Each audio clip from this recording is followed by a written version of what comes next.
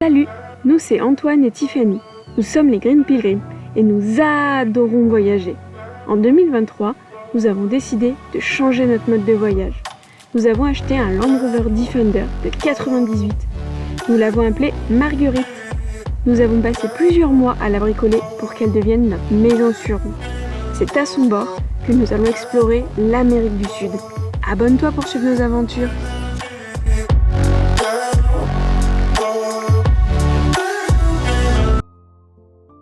Bon, on vient d'arriver sur les hauteurs de Hautalvo. On la voit très très bien de nuit. C'est bien beau. On s'est pris un petit camping, donc là on est dans un jardin. Et il y a toute une maison où on peut accéder pour aller aux toilettes, pour faire à manger, il y a une cuisine. Il n'y a que nous. Bon, par contre, c'était pas sans peine pour arriver ici, parce qu'on avait un premier camping qui était inexistant au fin fond de la Pampa, donc on a pris des pistes boueuses pour arriver à un endroit où il n'y avait rien du tout. Et l'emplacement de celui-là, il était aussi à côté là-bas dans les champs, donc on s'était dit, vu qu'il y en a deux, il y en a bien qui sera ouvert. Voilà, donc là on est arrivé, ça doit être, je sais pas, 19h. 19h. On conduit on conduit rarement de nuit, on s'était dit qu'en Équateur on le ferait pas. Aujourd'hui, on visite le marché artisanal d'Hautalvo. Et il y en a de toutes les couleurs. Bon, tout le monde me saute un peu dessus, poncho et tout. On est sous la pluie aujourd'hui, donc c'est pas l'idéal. Mais bon, on s'en lasse pas, hein, toutes ces couleurs, tous ces vêtements. C'est pas habituel chez nous, du coup on a envie de tout acheter. Hein. On va essayer de pas trop dépenser aujourd'hui. Et là, ils ont quelque chose qui est très typique ici. C'est les bonnets comme ça qui sont le diable d'ici. Bon, vu qu'il pleut et qu'on est en semaine, il y a la moitié qui sont fermés, mais c'est déjà sympa. Ça y est, on vient d'arriver au camping à Ibarra. C'est un camping tenu par Hans, un Allemand, qui fait aussi du storage, donc il y a des véhicules. Là, c'est un véhicule français qu'on ne connaît pas, mais on ne sait pas s'ils sont là ou s'ils storent juste le véhicule. Là-bas, il y en a d'autres. Et par contre, là-bas, on connaît. C'est le véhicule de Alain et Isabelle qu'on avait rencontré en Argentine. Et donc, qui nous a demandé si on pouvait jeter un coup d'œil dans la cellule pour être sûr que le lanterneau ne prenait pas la pluie. Donc, on va regarder ça. Puis là, on va aller à la rencontre de Hans sous un beau soleil. Bon, ça y est, on a quitté le camping. Donc on était entouré d'Allemands. Littéralement, c'est un Allemand qui tient le camping et c'était que des camions d'Allemands. Il y avait le camion de nos copains. Du coup, on a pu les revoir. Enfin, on a vu leur camion, mais pas eux, ils sont rentrés en France. On a pu inspecter leur camion. Tout va bien pour eux, donc nickel.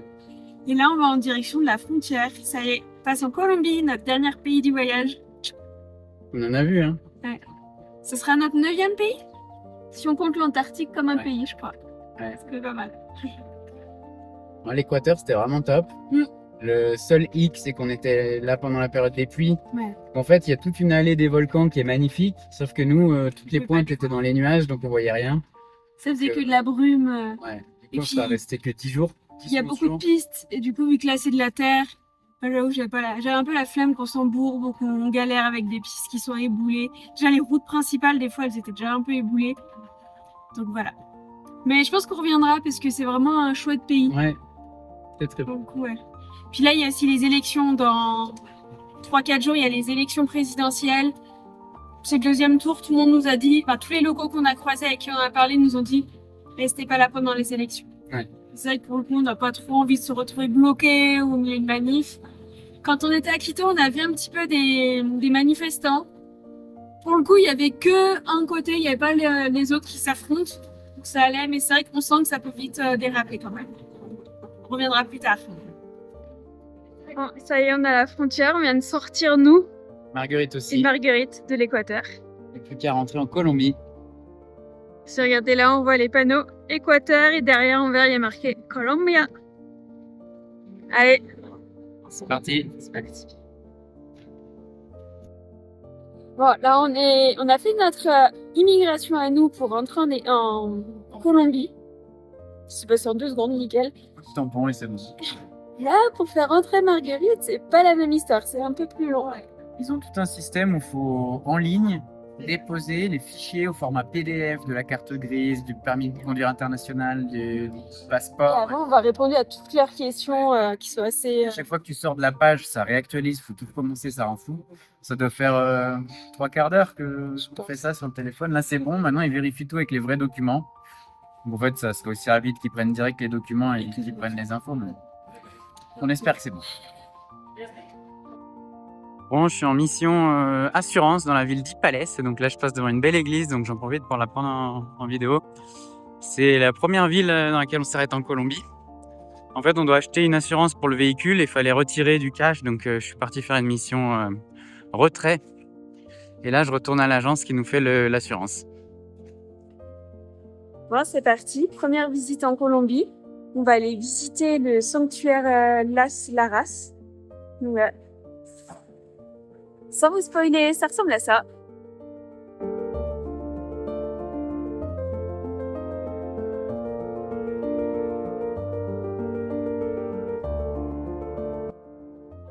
Bon, ça y est, on est dans le téléphérique. On descend doucement dans le canyon. Il y a le sanctuaire.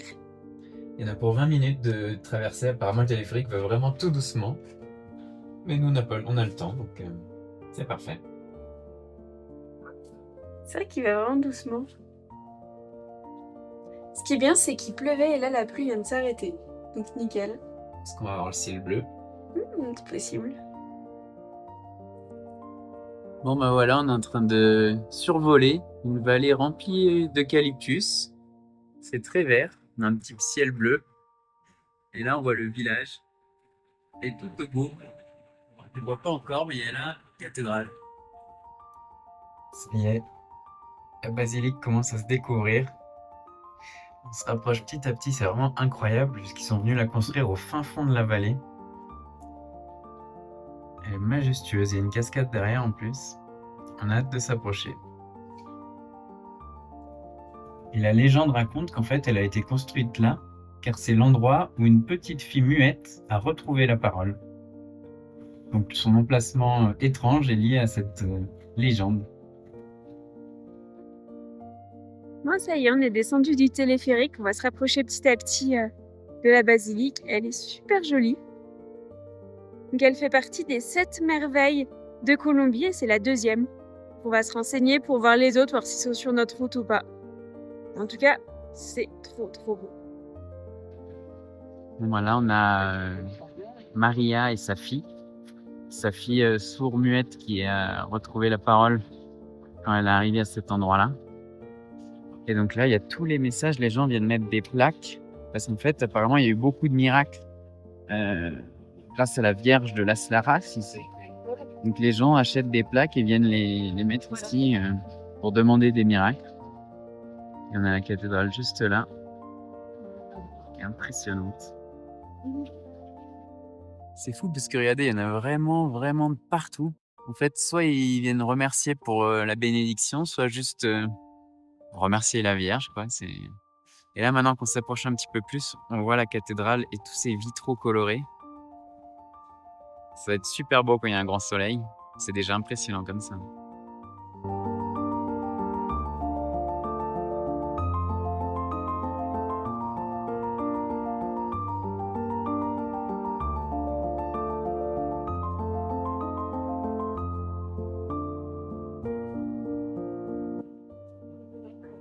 Bon, bah voilà, on est devant la basilique.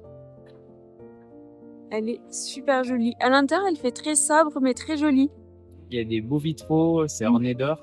Et en fait, le mur du fond, je pense que c'est la grotte dans laquelle la fille de Maria, donc la légende raconte, qui a été appelée dans cette grotte par le Seigneur ou et donc elle s'est mise à parler. Et donc on voit vraiment le mur du fond qui est encore la roche brute de la grotte. C'est vraiment joli. Et là, on est sur l'espèce de ponton un petit peu. On va se rapprocher, peut-être de là, on voit. Où en dessous, il y a tout le canyon qui passe. Une belle cascade en face. Et on voit bien l'eau. On va essayer de descendre là si on peut.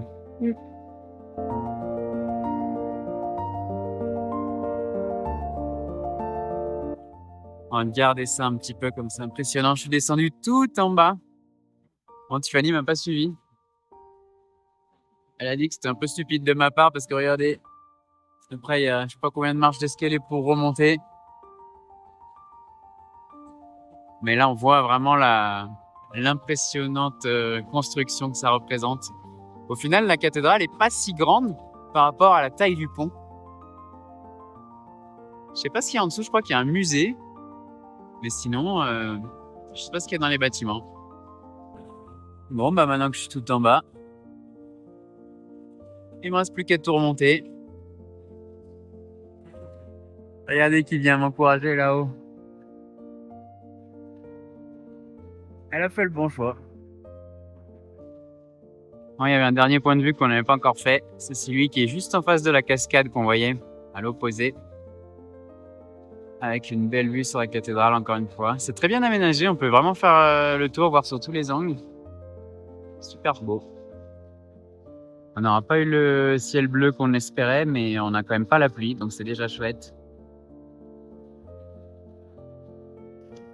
On peut vraiment venir sous la cascade, quoi. Ici, je prends des gouttes.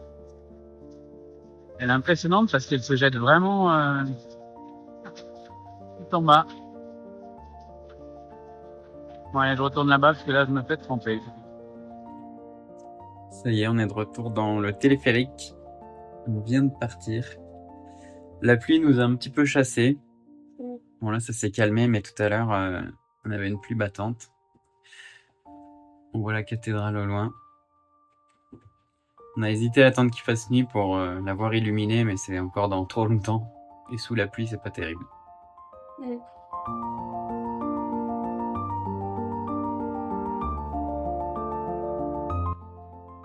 Ça y est, on s'envole. Bon, la cathédrale était vraiment magnifique. C'est un site un peu hors du commun qui est construit sur la vallée, enfin au fond de la vallée du canyon. Voilà, c'est notre première visite officielle en Colombie. Vraiment joli. Bon, on quitte le parking du téléphérique. On a passé 2 nuits au final ici. C'est hyper calme, il n'y avait personne, on a des toilettes la nuit. Donc nickel. Là, on reprend la route. Je crois qu'Antoine me dit qu'on a 5 heures de route. Ouais, à peu près. On va... je n'ai pas le nom de l'endroit, c'est plutôt un endroit étape. Parce qu'on va en direction du fameux camping de chez Kika. Tous les Overlanders d'Amérique du Sud la connaissent. C'est celle qui gère du coup le groupe WhatsApp d'une main de fer.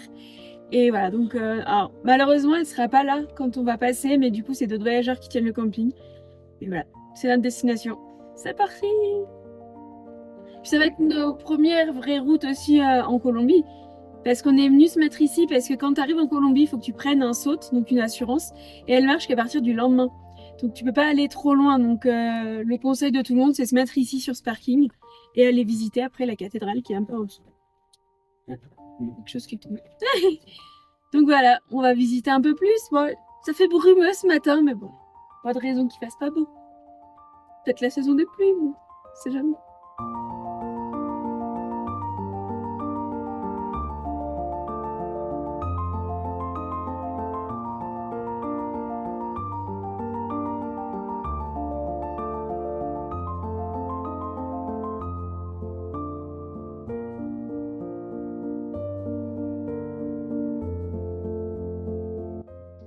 Voilà le spot du jour, on s'est arrêté ici, c'est une sorte de petite...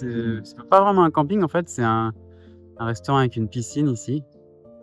Tout dans la verdure, donc très agréable. Et là, on va reprendre la route en direction du nord de Popayan pour aller au camping de Kika.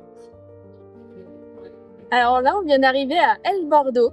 C'est une ville colombienne qui a peut-être 2-3 heures de la frontière sud. C'est le zbeul un peu, hein. Il y a du monde de partout. Ça a l'air très peuplé quand même leur ville. Très vivant en tout cas. Parce qu'il y a toujours de la musique, il y a l'air d'avoir des petites ventes un petit peu partout. Bon, on est l'attraction ici, hein. Les gens nous voient tout de suite. Mais on voit que c'est des endroits où il faut beaucoup de commerce. On voit du monde qui va un peu partout. Il n'y a pas vraiment de code de la route. Bon, moi, ça y est, après 3 jours au camping de Kika, on n'a pas trop filmé parce qu'on s'est fait plein de copains, voyageurs forcément, des Français, des Belges, des Canadiens, toutes les nationalités. On était vraiment bien.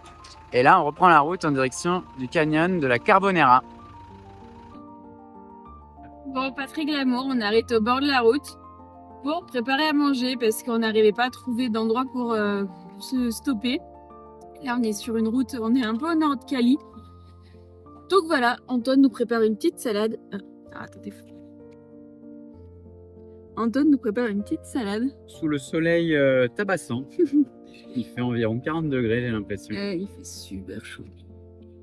Ouais, t'es bien chez Kika. Ouais. On est redescendu en altitude là. J'espère que je vous aurais pas fait vomir parce que c'était pas très stable. Mais du coup, voilà. Petite salade au bord de la route. Sur une station-service. Bon, on est dans un tunnel. Ça fait brumeux. On a l'impression d'être dans un fumoir, dans une boîte de nuit.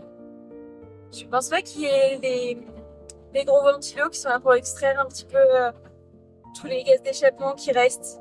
Il est très très long, ça fait 10 minutes qu'on est dans le tunnel au moins. Et on voit pas le coup. Ça y est, on est enfin sorti de notre tunnel. Et derrière, c'est de la verdure. Un petit peu, on est à 2500 mètres. Ah, on en enchaîne encore un autre. C'est hyper vert et on commence à voir les palmiers de cire. C'est trop beau. On vient d'entamer une piste pour aller à la vallée de la Carbonera. C'est bien vert. Ça monte bien.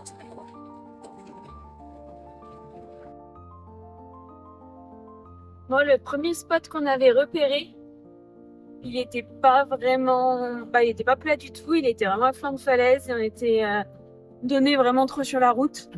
Bon, on a décidé de continuer. C'est assez beau, hein. Mais de nuit, faire ce genre de piste, moi, c'est comme ma tasse de thé. Le spot, le premier, il était vraiment magnifique. On avait une vue sur toute la vallée. Mais on n'avait pas envie de tomber dans le ravin dans la nuit, quoi. On continue, on a un autre qui est quand même un peu plus loin. On va voir. Faut pas rouler de nuit normalement. Mais des fois, ça marche pas comme prévu. Bon, alors là, on n'aime pas trop, on arrive face à un dilemme. En face, il y a une voiture, mais elle est dans la même situation que nous. Je sais pas si vous voyez, entre ces feux et nous, il y a la route et il y a un énorme tas. Donc du coup, il y a eu tout un éboulement. Et du coup, je pense qu'on va devoir aller péler pour enlever un peu tout ça et passer. J'ai l'impression que ouais, Antoine et le gars est avec un petit. Et du coup, ils sont en train de pousser pour essayer de passer. On va peut-être voir comment ils font. Ah mais c'est une dame. C'est pas un monsieur, c'est une dame. Je pense que là on va bien... Ah non, elle est passée un peu vite. Il y a une moto qui est passée, mais on voit quand même derrière Antoine, il y a un bon talus.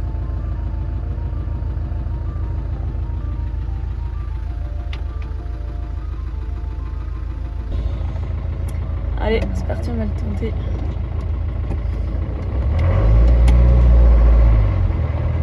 Est-ce qu'elle t'a dit quoi, la dame? Et elle m'a dit 4x4, normalement, elle pense que ça passe, mais le problème, c'est que c'est pas ultra large.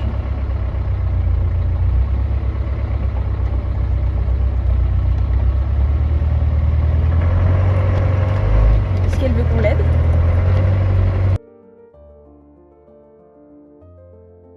Madame nous a demandé de rester là le temps qu'elle passe pour être sûre qu'elle arrive à passer. Mais nickel, ça passe.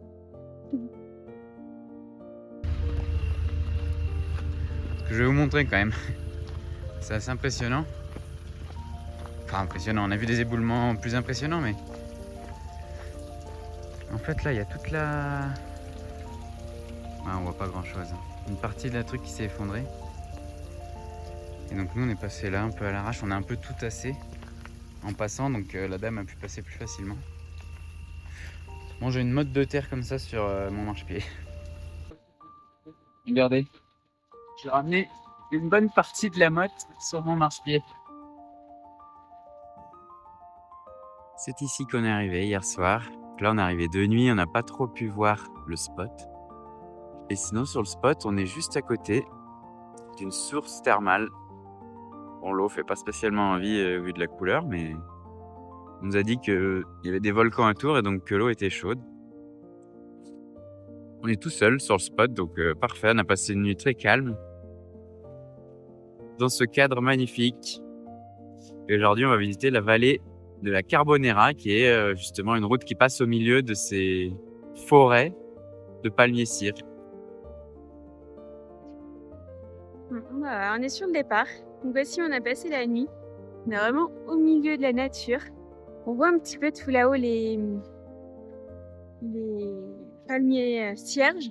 Là, on va en voir normalement tout le long de la piste. Regardez ici. Il y a des bains à remous naturels. L'eau, elle est bouillonnante. On a mis la main dedans. Elle doit être à 30-35 degrés, je pense. C'est fou. Sinon, il y a un grand bain ici. Alors lui, il est un petit peu plus froid. Mais hier, quand on est arrivé, il faisait nuit et du coup, il fumait. Une petite vue sur les toilettes. Et après, là-bas, ça fait un petit abri où il y a des hamacs pour se poser. Donc voilà, on était plutôt pas mal. On est arrivé de nuit. Parce qu'une fois qu'on s'engage du coup sur cette piste, et ben, c'était assez compliqué de trouver un endroit pour bivouaquer. C'était que des bordures de route. En fait, la piste est déjà assez étroite. En fait, si tu dors sur les endroits où les gens peuvent croiser, c'est pas ouf. Donc voilà. Allez, Marguerite est toute chargée, on va pouvoir reprendre la route. Bon, les vaches ne peuvent pas nous laisser sortir de notre spot. Je sais pas si vous voyez la deuxième, la bosse qu'elle a sur le dos. Je sais pas ce que c'est comme sorte de vache. Salut. C'est vrai qu'elles sont balèzes, hein. Elle est vraiment balèze, elle. Allez, on quitte notre petit trou. Donc voilà, on est arrivé ici de nuit. Heureusement qu'on a Marguerite et que c'est un 4x4, hein, parce que franchement, ça nous secouait. C'est pas le camping le plus accessible au monde, quoi. Ah oui, non. Je pense que les gens viennent surtout en moto et dorment en tente. Ouais. Il n'y a pas beaucoup de voitures qui peuvent passer là. Ça va.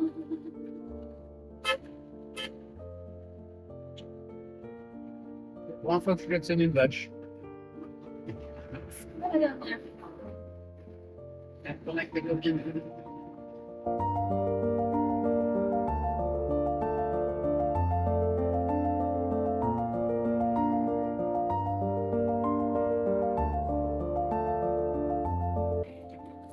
Allez, c'est parti, on se lance sur la piste de la Carbonera.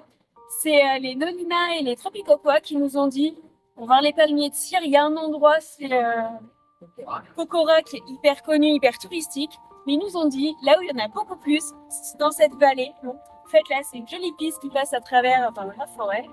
Et vous allez en voir des millions. On fait la piste en 2h30. Les Tropicopois. On va voir, ils nous ont mis au défi de faire mieux. Moi, je me dis de base, on pourra pas. Ils ont un Hilux qui est 2022, il est hyper récent. On est déjà plus lent, j'ai l'impression. Ah bah oui. Mais bon, c'est quand même trop beau et c'est vraiment au milieu de la nature. Il y a plein de fleurs, plein de plantes, des cascades de partout. C'est trop cool. Et c'est des pistes comme moi j'aime bien parce que là vraiment on ne croise aucun touriste, on est dans des endroits magnifiques. Même pour nous, ça fait vraiment aventure. C'est top.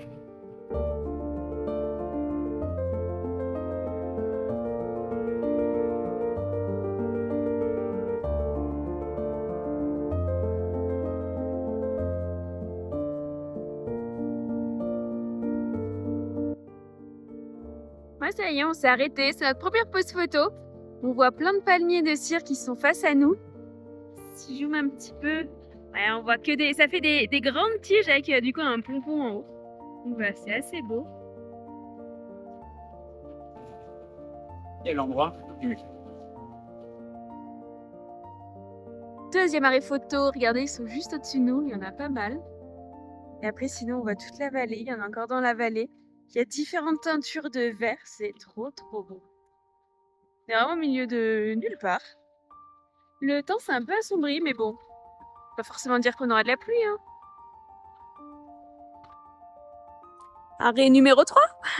Je pense qu'au bout d'un moment, je vais arrêter de les compter. Alors là, c'est super beau. Devant nous, c'est beaucoup d'eucalyptus, les gros arbres qu'on voit là. Ici, là, c'est une école. Au milieu de rien. Et derrière, on en voit encore.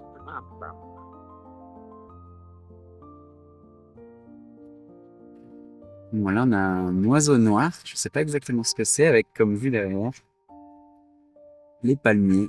Ça a l'air d'être un grand rapace. Ils étaient deux, il y en a un qui vient de s'envoler. Est-ce qu'il va suivre son copain?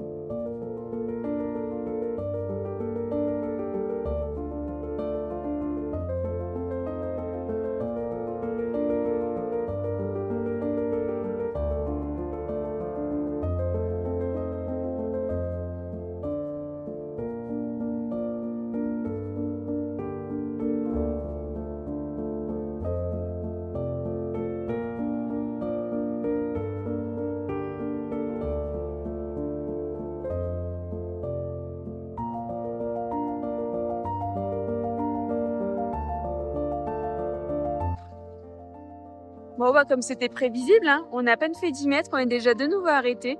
Parce que là, il y en a énormément. Après, on voit notre route qui passe là en face, donc je pense que on va s'arrêter aussi. Hein. On n'est pas arrivé, hein.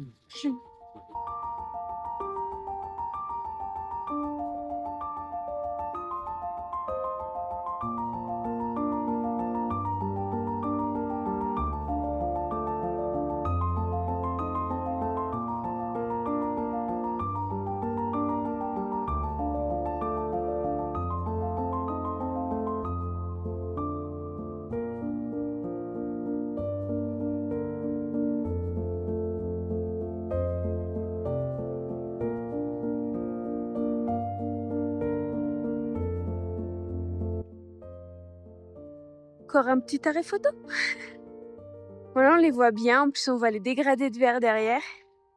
Ça sent super bon. Parce que là, devant nous, ici, et au-dessus de Marguerite, c'est des gros eucalyptus. Donc ça sent super bon. Elle est trop belle, cette vallée.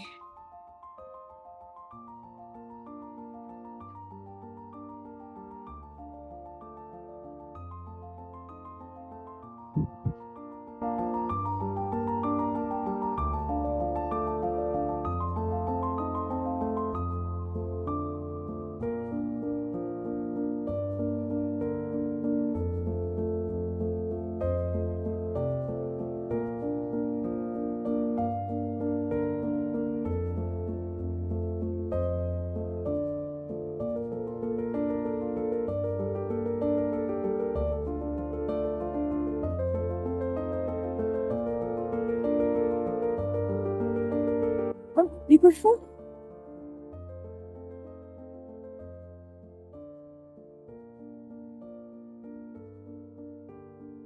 Il y en a un de ton côté.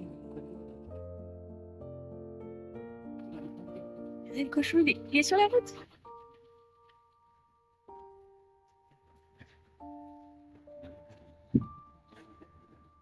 Il y a deux petits soucis. Eux, ils dorment au soleil, ils sont bien.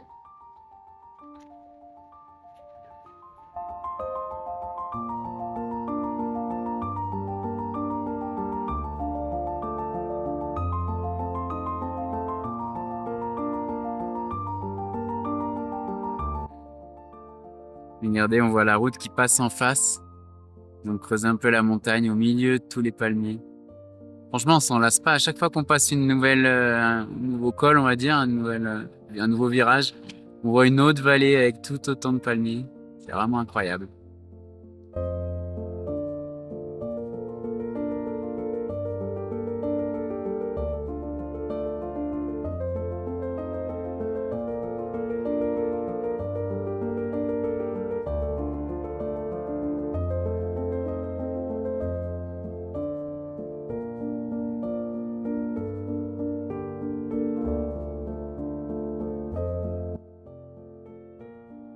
face à nous, c'est une montagne remplie de palmiers de ciel.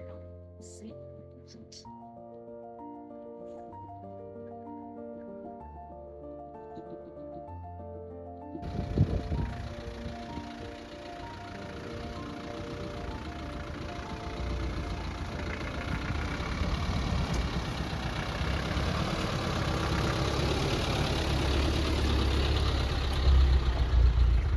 C'est l'heure du repas. Regardez l'endroit. On s'arrête pour manger. Une belle vue sur la vallée. C'est pas beau ça? On a vraiment la belle vie, hein. Mais on le sait et on profite. À table. Bon, ça y est, notre petite salade, elle est prête. Manger avec une belle vue. Et là, on dirait pas, mais on est quand même à 3250 mètres d'altitude, hein. On est bien remonté. Parce qu'on a dormi à 1009. Et la route, elle fait des zigzags comme ça. Donc on vient pas de cette montagne, ni de celle derrière, mais encore plus loin derrière.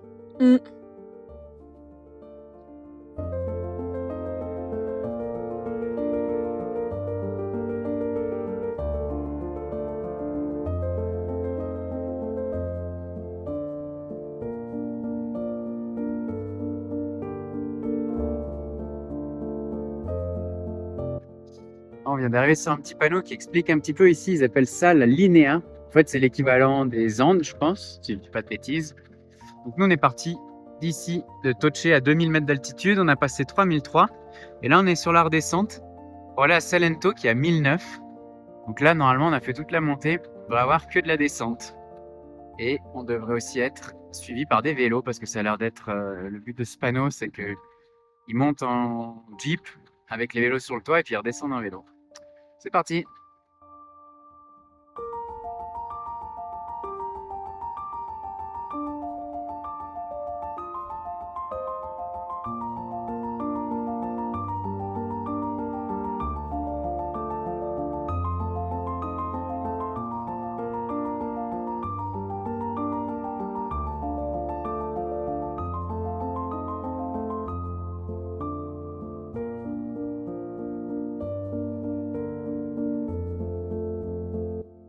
Si la vidéo t'a plu, mets un pouce, abonne-toi si ce n'est pas déjà fait.